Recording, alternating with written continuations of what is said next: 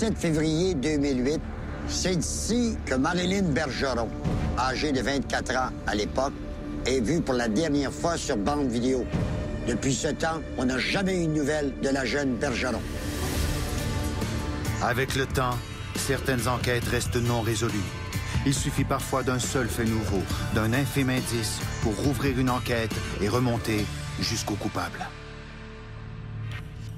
La veille de sa disparition, Marilyn, qui habitait à Montréal, avait emménagé chez ses parents à Québec. Et depuis quelque temps, ses proches la trouvaient bien mal en point. Pour comprendre cette histoire, on va aller rencontrer les parents de Marilyn, Mme André Béchard et Michel Bergeron. On va également communiquer avec sa sœur Nathalie qui vit en Californie. La police de Québec nous a aussi garanti la collaboration de l'inspecteur Denis Turcotte pour tenter de faire la lumière sur cette histoire extrêmement mystérieuse. Il faut dire qu'on fait ce dossier-là à la demande de la famille et surtout de la mère de Marilyn Bergeron. Parce que pour nous, l'instant, là, on sait qu'un cold case, on sait que la personne est décédée. Dans le cas qui nous concerne, personne n'est en mesure de nous confirmer que la jeune Marilyn Bergeron, elle est décédée ou elle est encore vivante.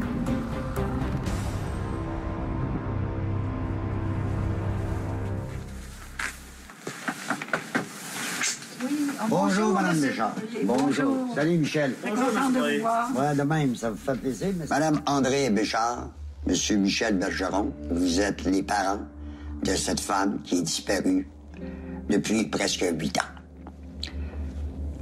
On s'est parlé avant les fêtes. Vous avez dit, M. Poirier, ça serait mon cadeau de fête si vous accepteriez qu'on puisse passer dans l'émission en Poirier Enquête. Pour quelle raison? Parce qu'après 8 ans, on n'a toujours pas retrouvé notre fille.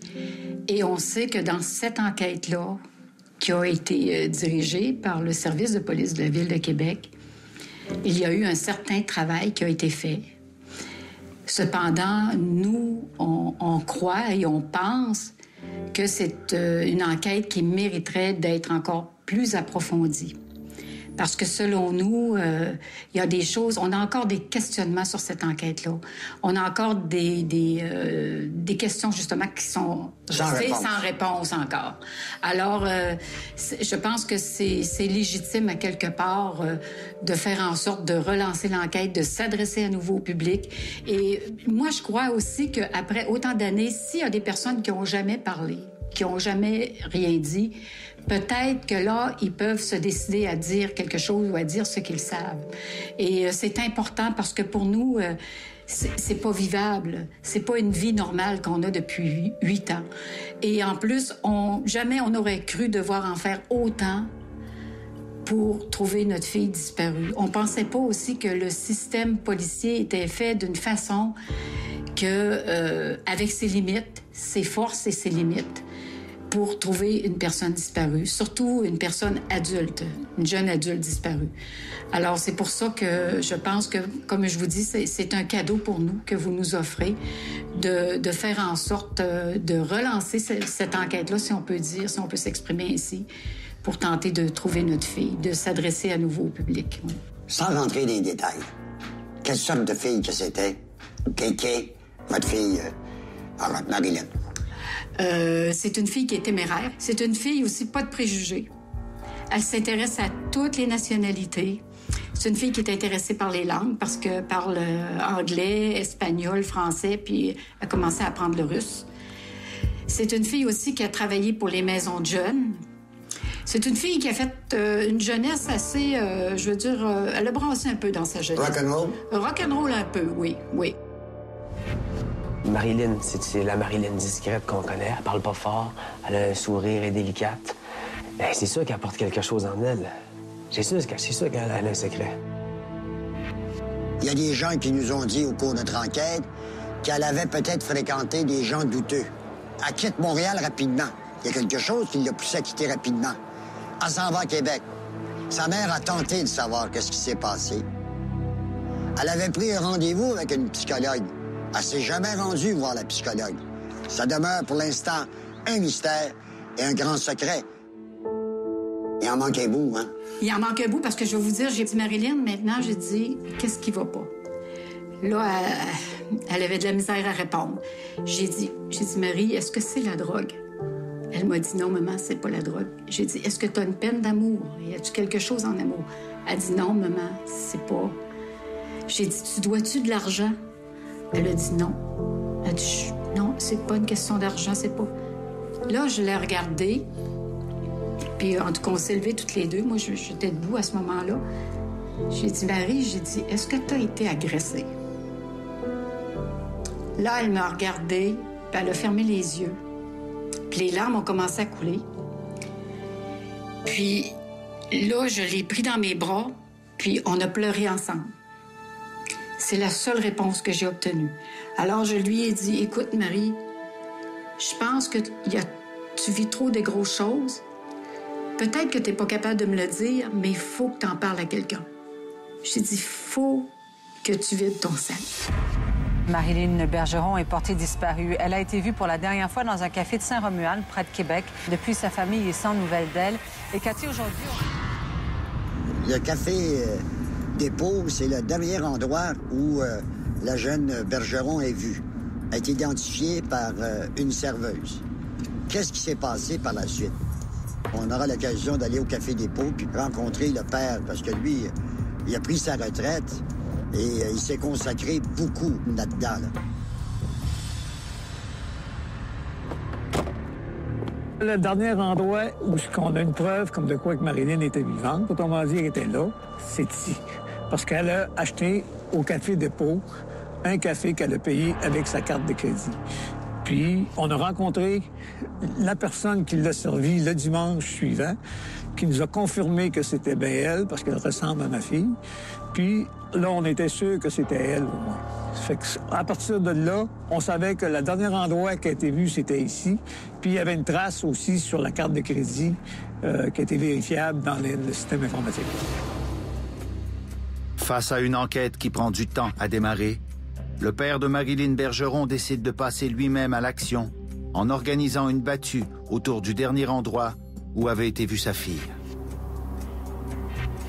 J'étais seul quand j'ai fait la battue, parce qu'à un moment donné, c'est dur d'impliquer tout le monde là-dedans. J'ai dit, j'aime autant la faire moi-même, vu que si je trouve quelque chose, bien là, peut-être qu'on communiquera et qu'on fera des recherches plus approfondies encore. Là. Si j'aurais vu quelque chose, un morceau de linge, ou quelque chose de même, bien là, quand j'en ai trouvé, bien, je les ai ramassés en fin de compte. Après plusieurs jours de recherche à travers les boisés de Saint-Romuald, Michel Bergeron trouve un sac à dos, une ceinture et une paire de jeans. Un premier indice dans cette mystérieuse histoire. Ça, on a ramené ça ici. On a donné le sac à dos, les pantalons puis la ceinture aux policiers. Puis nous autres, on a pris une photo aussi, puis on a essayé de vérifier avec ce qu'on avait comme photo. Après un certain temps, on s'est aperçu qu'il y avait une petite différence entre les sacs à dos, donc c'était pas son sac à dos. C'était quand même un événement qui a bouleversé André beaucoup, parce qu'elle est en progression de retour au travail, puis elle a arrêté complètement. Ça, c'est sûr, ça l'a tout bouleversé. Je suis tombée en état de choc. En état de choc. Fait que c'était ça ce qu'on avait trouvé lorsque j'ai fait la battue. À la suite de la disparition de Marilyn Bergeron, la famille n'entend pas laisser l'enquête entre les mains de la police. Il décide alors de ratisser la ville de Québec. C'est Michel qui se chargera de faire le tour des rues et de rencontrer des gens. Moi, j'ai commencé à faire des recherches pareilles au niveau de la ville de Québec au complet. C'est-à-dire, nuit, jour, j'ai cherché. J'ai été dans des places, j'ai même rencontré du monde louche. C'est pas grave, j'ai pas peur de ça, ça m'inquiète pas. Il y avait des femmes prostituées, n'importe quoi, pour demander s'ils n'avaient pas vu ma fille. J'avais la photo, puis tout. Puis je me suis fait arrêter 3 fois par les polices de Québec, la police municipale. Puis la 3 fois que je me faisais arrêter, ils pensaient que je faisais du racolage. Mais si je fais pas de racolage, je cherche ma fille. Il dit, votre fille, on n'est pas au courant. Ben, c'est ça. Je vais vous donner une photo, là. Ça fait 3 jours qu'elle est disparue, là. Je pensais que vous étiez au courant. C'est pour ça que ça a pris un an, plus qu'un an, parce qu'on a fait des recherches ailleurs, dans d'autres villes. Moi, j'ai tout patrouillé Lévis, la ville de Lévis, puis tous les alentours, en auto, à pied. laisser des affiches. Il y en a eu des affiches. Ici, dans quasiment tous les magasins, on a demandé la permission, on a affiché dans des magasins, on a rencontré du monde. Ici, au Café Dépôt, on a essayé de rencontrer du monde le dimanche, voir s'il y avait vu quelqu'un, parce que des fois, le monde, le dimanche, ils reviennent souvent prendre un café. Si la fille lui disait quelque chose, on a fait une grosse partie là, d'affichage. Tandis que le père tapisse Montréal et Québec de l'avis de recherche de Marilyn, la police accepte enfin de dévoiler publiquement la vidéo de surveillance d'un guichet automatique situé à Loretteville, en banlieue nord de Québec. Cette vidéo prouve que Marilyn était sur place le jour de sa disparition à 11h09. À 16h30, elle se présente donc au Café Dépôt de Saint-Romuald, soit à plus de 25 km de là.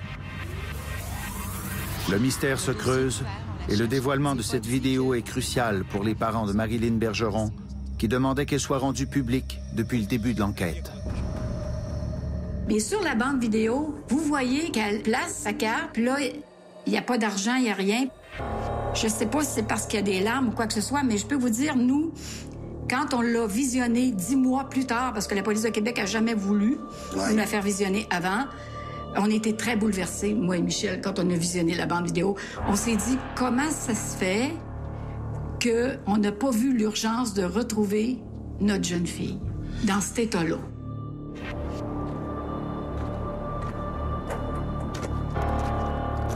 Marlène est partie ce matin-là. Alors, elle se présente ici pour retirer un montant de 60 $.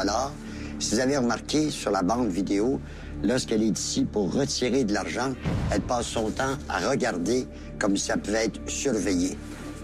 Alors, on se pose la question... Est-ce que quelqu'un l'attendait à bord d'un véhicule? Était-tu avec quelqu'un? Le mystère. On est ici, attendre de retirer de l'argent. Elle n'est pas capable de retirer de l'argent. Et elle s'en va au Café Dépôt, payer avec sa carte un café. C'est pour ça que la personne se rappelle d'elle. C'était une fin de semaine. Alors là, elle est allée payer son café avec une carte de crédit. C'est assez spécial. Pour se rendre au Café Dépôt, là, c'est impossible de se rendre là à pied. C'est de l'autre côté du pont. Il faut traverser le pont Pierre-Laporte. Alors comment elle a pu se rendre là? Elle ne peut pas se rendre là à pied, là. Alors que la police de Québec considère toujours la possibilité que la disparition de Marilyn Bergeron soit une fugue, sa famille et ses amis suivent différentes pistes qui les mènent aux quatre coins du pays. Malheureusement, après plusieurs échecs pour retrouver la jeune femme, ce sera au tour de sa sœur Nathalie de se déplacer jusqu'aux États-Unis pour faire bouger les choses. Nathalie Bergeron habite toujours en Californie, d'où elle a tenu à parler à Claude Poirier. Nathalie Bergeron, vous êtes la sœur de Marilyn Bergeron qui est disparue depuis plusieurs années. Quelle est votre idée concernant la disparition de votre sœur Marilyn? Moi, j'ai toujours pensé qu'il était arrivé quelque chose de grave à Marilyn. Je l'ai vue peu de temps avant sa disparition aux funérailles de mon grand-père. Et même à cette époque-là, je trouvais qu'elle était très soucieuse, très renfermée. Il y avait quelque chose qui semblait peser sur ses épaules. Et à partir du moment où elle a été portée disparue, bien, ça a vraiment confirmé le doute que j'avais. Et je m'en voulais un peu d'avoir manqué de temps pour vraiment savoir qu'est-ce qui se passait dans sa vie. Puis finalement, au moment, juste quelques jours avant sa disparition, on a eu une conversation téléphonique où elle m'a dit « Est-ce qu'il y a une lumière au bout du tunnel, Nathalie? » Et ces mots-là sont toujours restés avec moi parce que j'ai dit « Oui, bien sûr ». Et j'ai l'impression qu'elle savait qu'il y avait quelque chose qui allait pas ou qui s'apprêtait à se dérouler, puis elle avait besoin que je lui dise que ça peut aller. Est-ce que vous pensez... Parce que quand on va à la Caisse populaire puis se rendre au Café Dépôt, on peut pas se rendre là à pied, c'est impossible, c'est trop loin. Est-ce que vous pensez qu'elle était sous l'emprise de quelqu'un? J'ai toujours pensé qu'il y avait de la pression sur Marilyn, oui. C'est une des raisons pourquoi je suis allée au FBI rencontrer les gens du trafic humain. Parce que j'ai toujours pensé, il lui est arrivé quelque chose. Est-ce que ce sont des mauvaises fréquentations à Montréal? Ça a déboulé, elle s'est retrouvée dans une mauvaise situation? Ou c'est un cas où du jour au lendemain, elle a été forcée de faire des choses? Moi, c'est une des hypothèses que j'ai toujours retenues depuis le début. C'est pas la seule. Il y a peut-être autre chose qui lui est arrivé. Mais pour moi, que Marilyn donne pas de nouvelles, que Marilyn donne aucun signe de vie depuis 7 ans, c'est impensable. Donc, il lui est arrivé quelque chose. Je sais que lorsque vous avez participé à certaines conférences téléphoniques, vous avez rencontré avec vos parents la police de Québec. Ça a chauffé à un moment donné, parce que la police de Québec est arrivée avec l'hypothèse, à un moment donné, à s'est suicidée. Si elle s'était suicidée, on aurait trouvé quelque chose, n'est-ce pas? Moi, ce que je regarde, M. Poirier, ce sont les résultats. Après presque 8 ans, on sait rien. Marilyn n'a pas été retrouvée. Donc oui, ça a chauffé. Moi, je suis une personne de terrain efficace. J'aime quand les choses avancent et j'aime surtout sentir qu'il y a de la volonté pour faire avancer les choses. Et c'est peut-être pour ça on est une famille un peu tannante. On pousse parce qu'on tient à Marilyn et que même si c'est quelque chose de tragique puis de dramatique, bien, la seule façon de réagir, c'est d'essayer d'être dans l'action, puis d'avancer, puis de trouver une réponse. Et moi, c'est ce que je cherche. C'est sûr que pour la famille Bergeron, ça a été un froid continuellement. Madame Bergeron, à plusieurs reprises, elle a demandé à 2 ministres de la Sécurité publique de faire transférer l'enquête de la police municipale de Québec à la Sûreté du Québec. Mais compte tenu que c'est encore dans le dossier une disparition, la police du Québec a décidé de garder le dossier.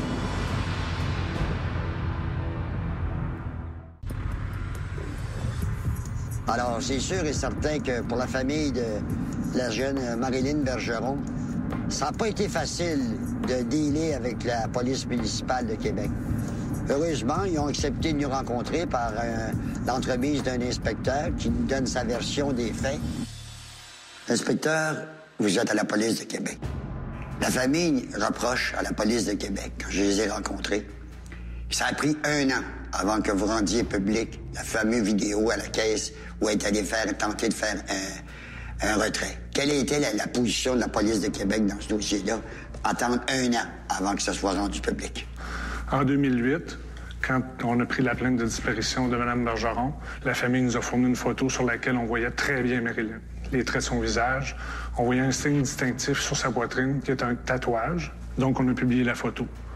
1 an plus tard, la décision était prise. Parce que ta famille demandait que ça soit rendu public. Bien, nous, stratégiquement, avec l'expérience qu'on a, c'était mieux de diffuser une photo claire de Marilyn avec le signe distinctif. À quel moment le service de police de Québec a décidé de revenir sur le dossier de disparition?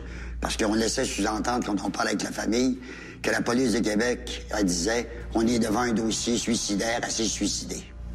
C'est une hypothèse comme toutes les autres. Le service de police n'a jamais dit ouvertement, puis c'est encore notre position. On n'est pas convaincu hors de tout doute que c'est un suicide, loin de là. Mais par contre, c'est une hypothèse qui peut être envisagée dans le cadre de l'enquête.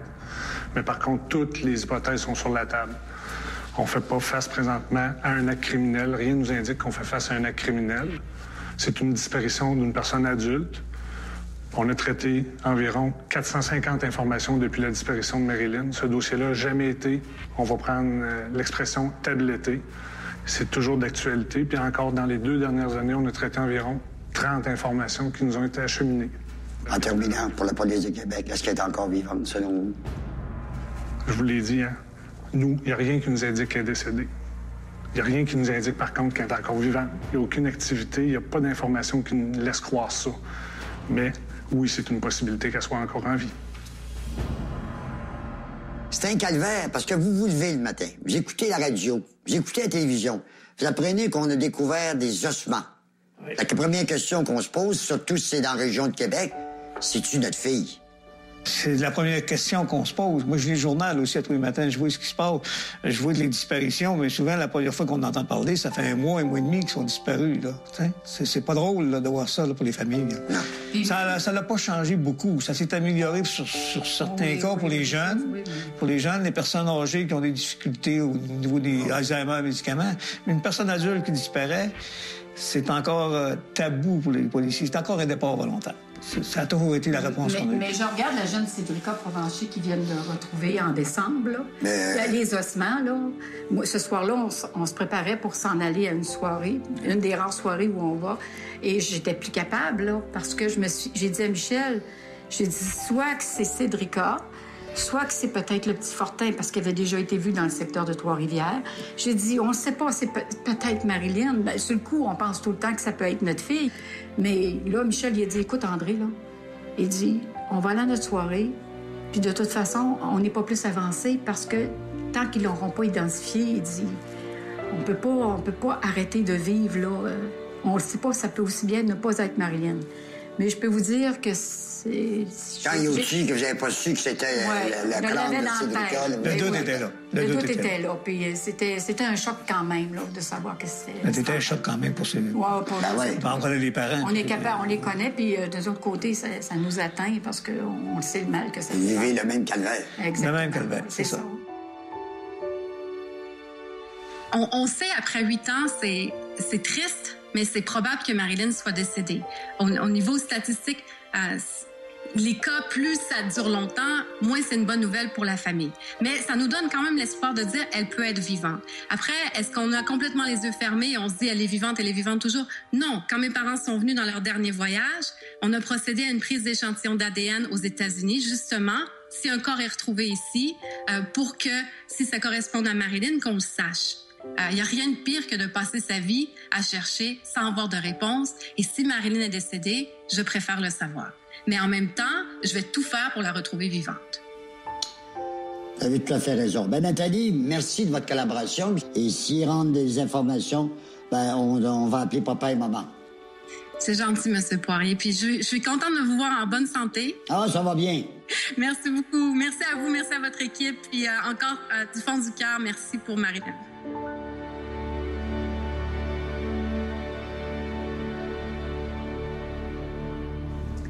Si vous avez des informations à nous transmettre concernant notre enquête, on compte sur vous.